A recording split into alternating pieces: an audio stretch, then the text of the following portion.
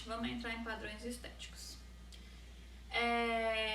Bom, todo mundo sabe que hoje em dia a magreza é muito valorizada, né?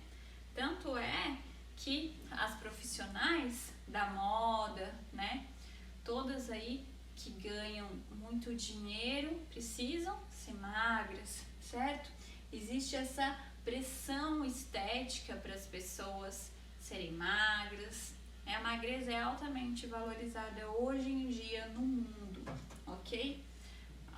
Todo mundo concorda com isso, né? Só que os padrões estéticos nem sempre foram esses, tá? Então a gente tem uma mudança de padrões estéticos na história, ok? A gente vai lembrar um pouquinho como que era antes. Então, na Grécia Antiga, já tinha esse culto ao corpo, né? Então a beleza estava muito relacionada com o corpo, certo? E o que eles consideravam belo? Quando existia uma harmonia e proporção entre as partes do corpo, ok? Na Idade Média, a gente já tem um padrão de beleza diferente, né? A beleza, ela é sinônimo, né? Ela é influenciada por uma vida devota. E se eu tô falando de uma vida devota, eu tô falando de uma alma pura, uma alma casta, certo? Então a beleza, ela era observada nesses rostos angelicais, uma boca delicada, cabelos loiros, certo? Na Idade Média. No Renascimento, a gente já tem um padrão diferente. A gente tem que a gordura é sinônimo de acesso farto aos alimentos. E quem acessava os alimentos? Quem tinha dinheiro, né? Então a gordura aqui também era um sinônimo de status social, certo? Então essas formas mais arredondadas eram associadas com nobreza. Só os nobres eram capazes de ter dinheiro suficiente para comer o suficiente e ter mais gordura, né? De acumular mais gordura, ok? Então no Renascimento a gente tinha esse padrão. No final do século XVI até o século XVIII, o que a gente tem? A valorização do barroco. Então a beleza não só é vista na forma física, mas também no comportamento. E o que a gente tem nesse momento de comportamento? Então, modos finos, né? Roupas e adornos, né? Tudo isso muito enfeitado, muito destacado, ok? E mais pra frente, a gente tem no final do século XVIII o romantismo, né? Então a beleza é associada à melancolia, à doença, né? Então aqui eu posso até falar dos emos, né? Então tem aí uma valorização dessa tristeza, certo? De um aspecto mais doente, então olheiras, ok? Existe essa valorização. Na beleza masculina é valorizado a poesia, a boemia e a solidão. Bom, um pouquinho mais pra frente, com a Revolução Industrial, a gente tem essa necessidade de vender os itens, né, produzidos em larga escala. A mesma coisa que acontece com os alimentos, né, que a gente já conversou em outras aulas. E aí, o que a mídia faz? Ela valoriza esses produtos. Mesmo que eles sejam desnecessários, ela fala que é importante, que todo mundo tem que ter. E aí surge essa necessidade de consumo, né? As pessoas entendem como moda, né? Esse poder aquisitivo, essa sensação de estarem de acordo com a moda, eles querem estar de acordo com a moda, e aí isso é associado à beleza. Se eu estiver na moda, se eu tiver o que é de última geração, eu sou bonito. Bom, século XX e XXI, a gente tem a ditadura da beleza, certo? Todo mundo conhece, né? Então a gente tem uma busca obsessiva pelo corpo perfeito. A magreza, ela é utilizada como sinônimo, né, de competência, de sucesso, de felicidade, de saúde, riqueza, atratividade sexual. Então, se a pessoa para a pessoa ter felicidade, ela tem que ser magra. Para a pessoa ser competente, ter sucesso, ela tem que ser magra, senão não vai alcançar nada disso, certo? Então existe essa mentalidade aqui. Bom, então a gente sabe que o corpo é um dos valores mais importantes para a sociedade e a indústria estética, ela se aproveita disso, né? Então é um dos maiores mercados da sociedade de consumo, ok? Então a gente tem aí, né, cirurgias plásticas, produtos para cabelo, enfim, um monte de coisa em busca do alcance desses padrões estéticos, né? Aqui eu trouxe umas mensagenzinhas, né? É tanta cobrança social que as pessoas vão na academia e tem que dizer que tá pago, né? Isso por quê? Por que as pessoas falam que tá pago? É por conta da cobrança social, elas se sentem na obrigação de dizer, olha, eu tô aqui fazendo, né? Em tempos de ditadura da beleza, o corpo é massacrado pela indústria e pelo comércio, que vivem da nossa insegurança, impotência e angústia. Então, se a gente se sentisse melhor com nossos corpos, mais seguros com nossos corpos, a gente não ia financiar tanto essa indústria da beleza, né? Então, parece que tudo é feito para tirar dinheiro do povo mesmo, né? Então, vou causar insegurança nas pessoas, para que elas queiram alcançar um padrão estético e para alcançar esse padrão estético, praticamente impossível. Não é todo mundo que é naturalmente, que veste naturalmente 36. Não é todo mundo que tem um perfil para ter o padrão estético desejado, ok?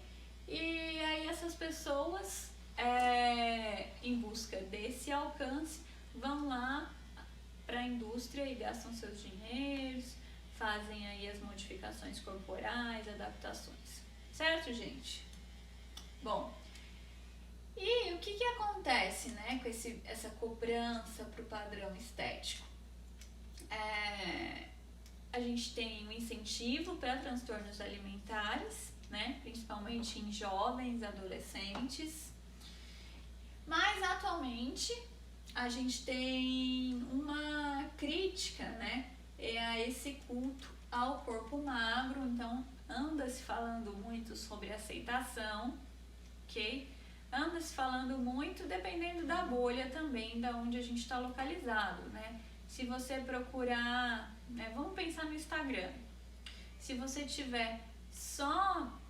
Existem perfis e perfis de profissionais.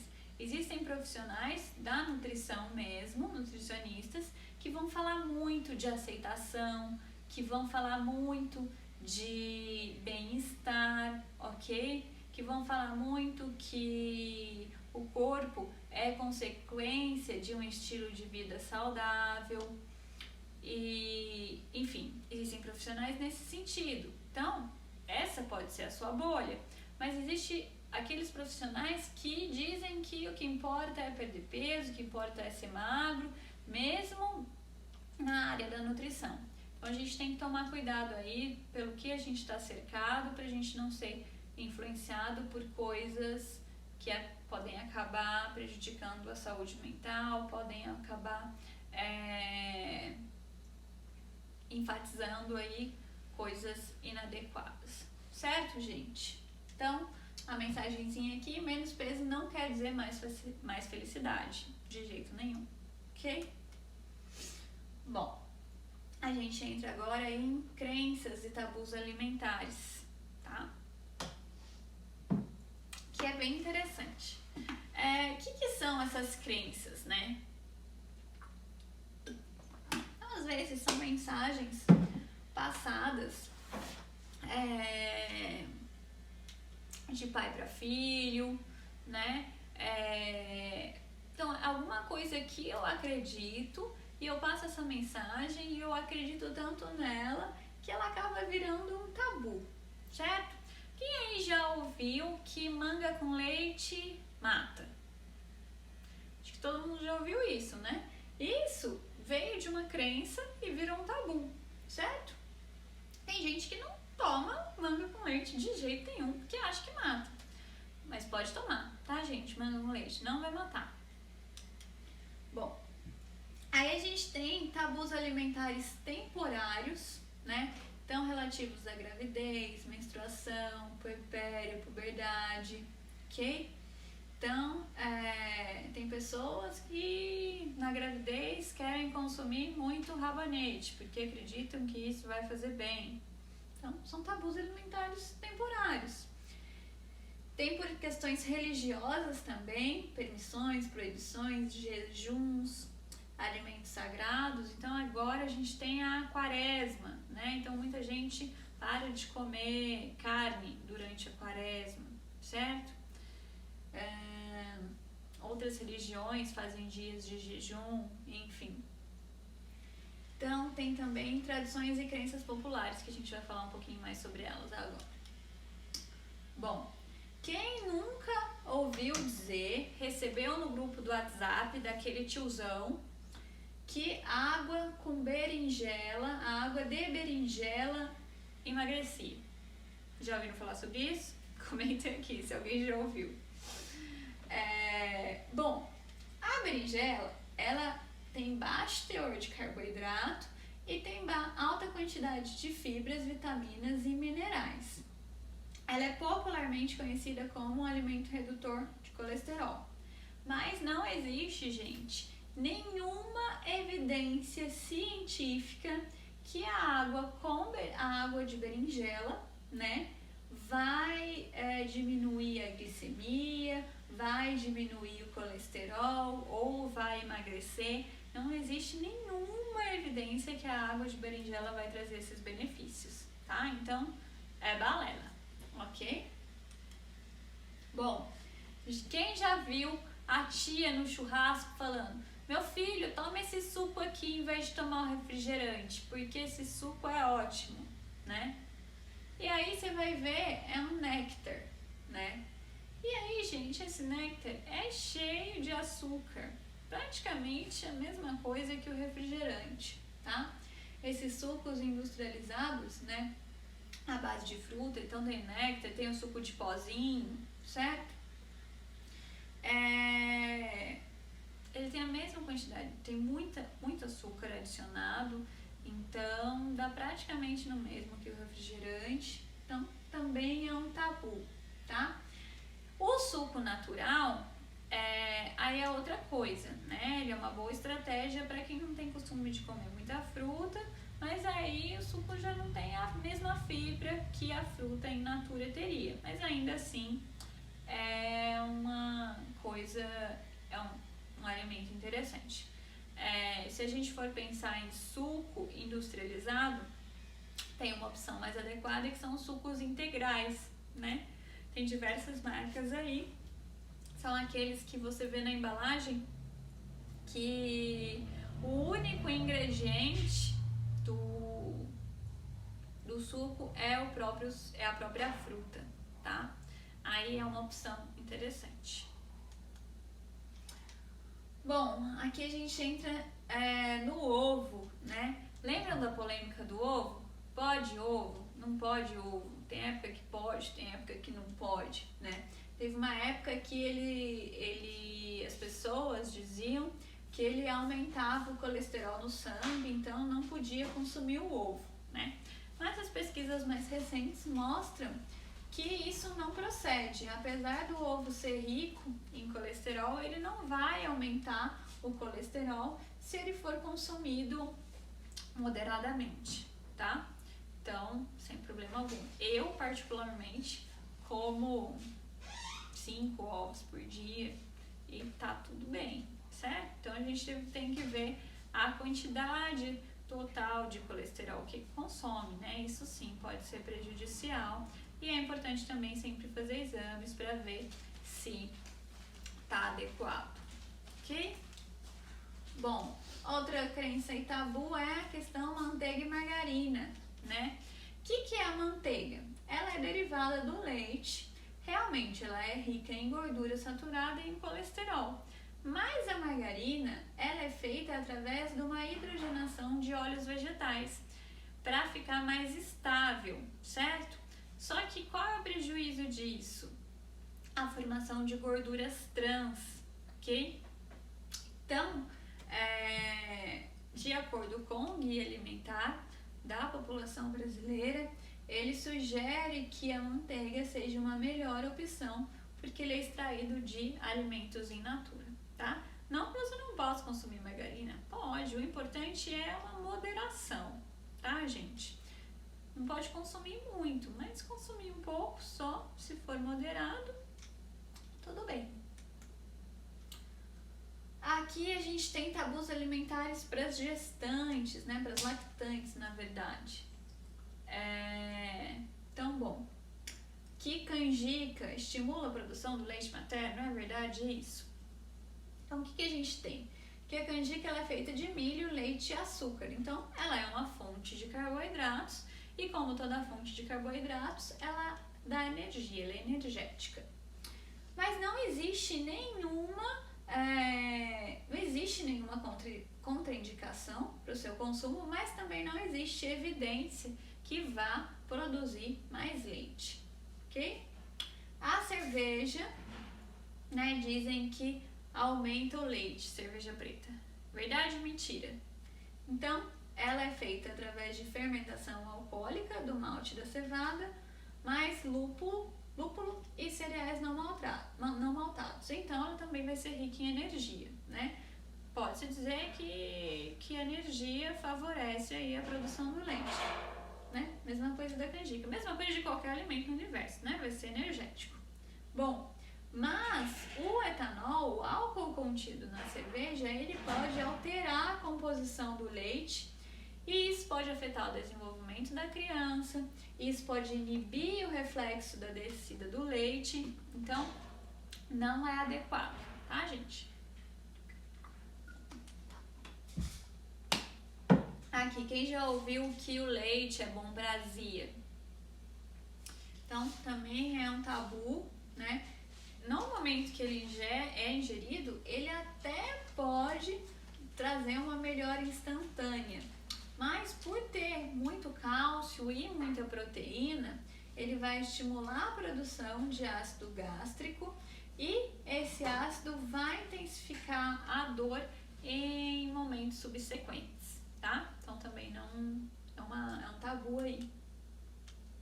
Aqui, beber água em jejum emagrece. Já ouviram isso, gente? Então não existe comprovação científica sobre esse assunto, tá? O que auxilia na redução do peso é uma alimentação equilibrada, é uma adequada hidratação e uma prática de atividade física, certo? Hábitos saudáveis. Então, se eu bebo água, né? Então, antes eu não bebia água. Minha hidratação era muito pouca. Eu passei a beber água em jejum. E isso aumentou a minha hidratação como um todo. Talvez a pessoa tenha realmente melhoras na vida dela, né? Talvez ela até emagreça, enfim, perca peso. Mas isso porque ela se hidratou de uma forma geral, não necessariamente por conta do jejum, tá?